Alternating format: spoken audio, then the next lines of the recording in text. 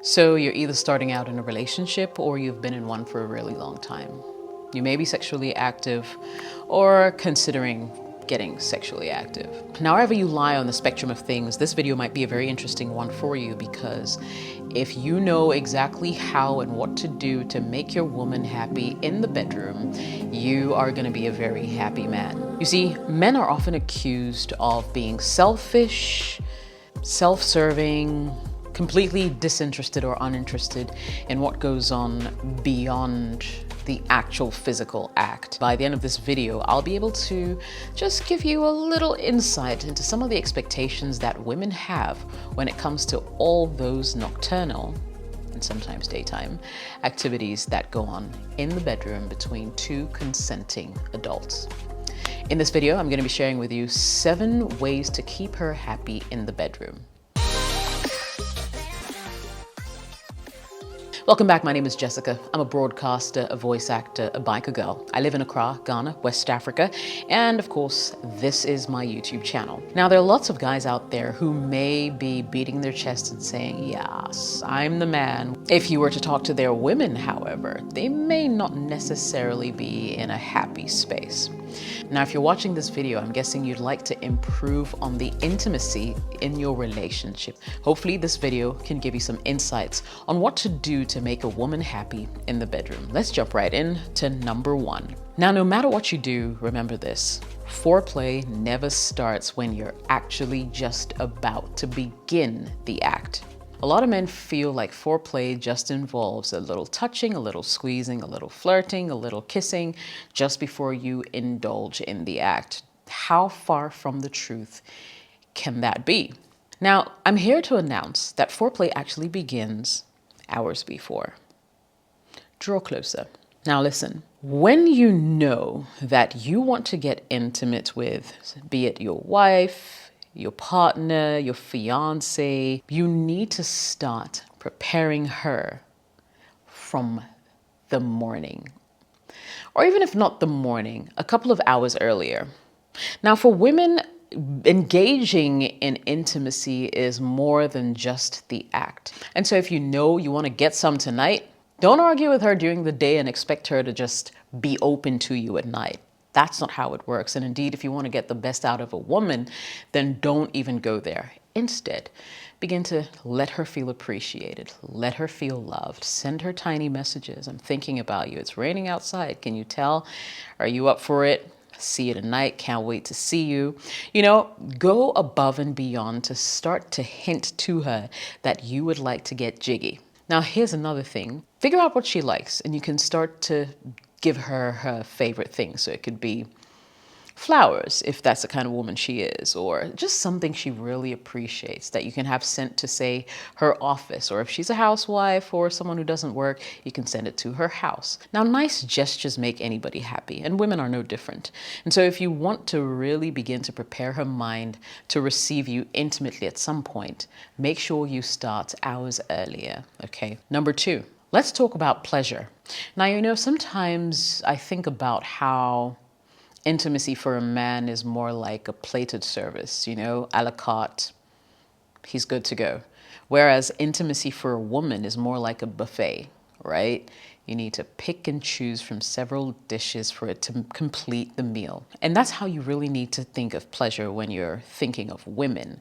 Pleasure for them is more than just intimacy. I guess what I'm trying to say is, if you want to make a woman feel loved, or if you want to make a woman happy in the bedroom, don't focus on climaxing during the event, but rather focus on the pleasure that you're giving her. The kissing, the touching, the conversations are all things that make women feel like you're here in the moment, present with us, and not just thinking about yourself and your sexual gratification. Number 3 is compliments. Now, compliments only aren't reserved for people who are courting, sort of getting to know each other, or have just met for the first time. Compliments need to go beyond that initial encounter. And taking compliments to the bedroom is another thing that you can do to spice up that interaction. I don't know what it is that you really like about this woman you're with. It could be her physique. It could be one specific thing on her body. Listen, whatever that thing is, highlight it. And don't make it like the same thing every single time that it almost sounds like a recorded tape. Give genuine compliments. But I guess if you have really nothing to say, then don't even go there, because you'll just make it worse, especially if you give a compliment on something that she personally does not find complimentary. And then you'll be doing yourself a disservice, because you'll feel like you're just patronizing her to get her into bed. And it shouldn't end when you enter the bedroom. Number four is communication. Now, I mention communication a lot in my videos because I feel like it's one of the most important ingredients to the success of any kind of relationship. And if you're not willing to communicate with your partner, more often than not, your relationship will literally go down the drain. Now, I'm not saying grab a newspaper and start reading the news or telling her what time of day or what the biggest stories in the news were. I am talking about communication during the act. You're asking her, does she like this? What more can I do? Would you want to experiment? Should I go a little slower or faster? Should I apply a little more pressure? Keep talking to this woman until you're able to find a sweet spot of the things that she actually enjoys. Now, also keep this in mind. You know how you like to hear women moan when you're doing the right thing? They like to hear you too. But some of you are too silent. Now, I'm not saying go out there on a shouting match with the woman you're with. I'm not saying that.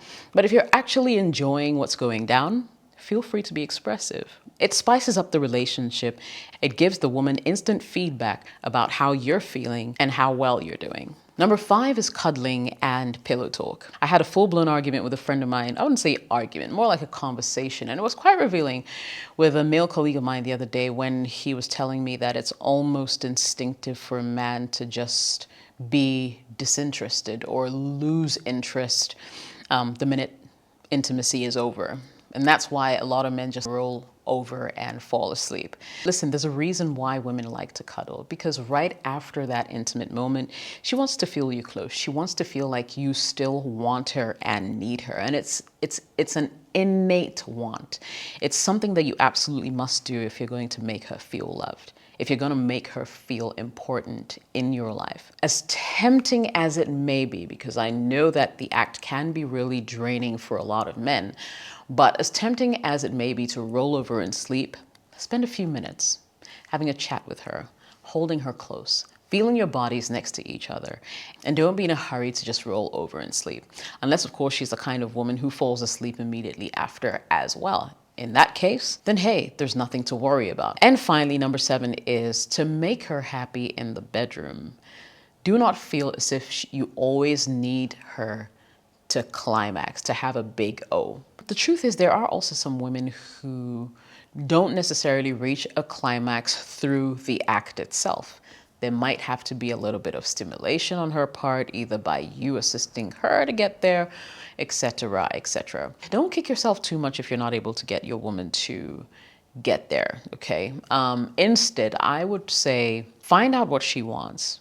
If you have reached your destination, spare a moment to ask her, hey, do you mind? You want to get there too? Or, what's going on here? Communicate. Do not feel under pressure to make her climax. Now, the thing is, sometimes when you are hell-bent on making her climax and she's not forthcoming, it can become a chore very, very fast. And that's why a lot of women fake it, because they just want to get you off them so they can rest.